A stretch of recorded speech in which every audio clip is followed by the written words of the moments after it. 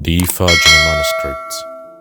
Christopher and I encountered a wide variety of projects during our time at Citadel Press.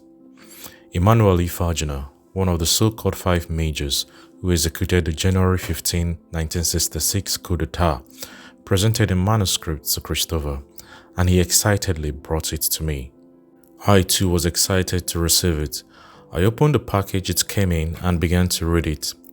It was the story of the military coup.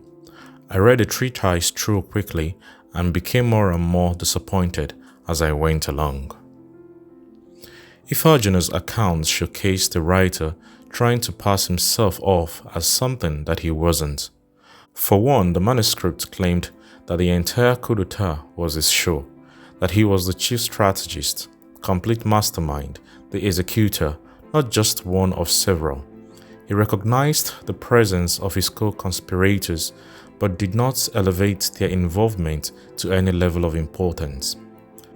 The other problem I noted was the inconsistencies in the narrative.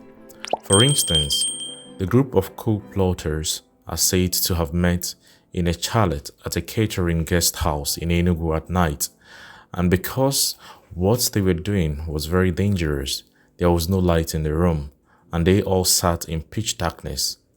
Despite the darkness, Ifeajuna, our narrator, goes on to say, I stood up and addressed them while watching their faces and noting their reactions.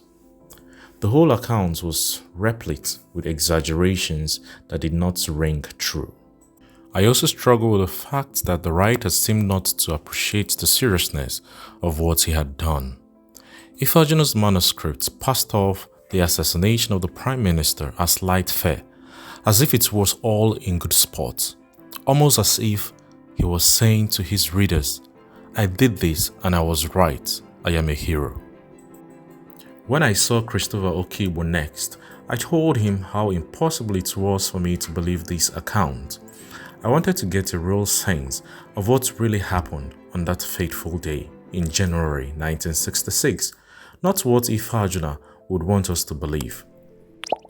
Christopher, having read the manuscript as well, said, I thought it was lyrical. He then told me that he bumped into Nzogu shortly after receiving the manuscript, and Nzogu said to him, I hear you and Achebe are planning to publish Emma's Ifeajuna Lies. That comment from Nzogu further placed the manuscript in disrepute. My own private conclusion was that Ifeajuna's manuscript was an important document, but it was not a responsible document. I believed Nzogu was right, but unfortunately for all of us, the manuscript seems to have disappeared, which is not surprising considering what happened in all of the people involved in its story.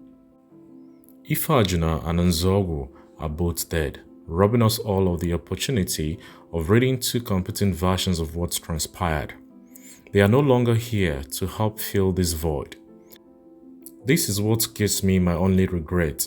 I could have published the manuscript and called it special publishing, as opposed to so-called regular or mainstream publishing, so that at least a version of what happened, however flawed, warts and all, would be available for debate.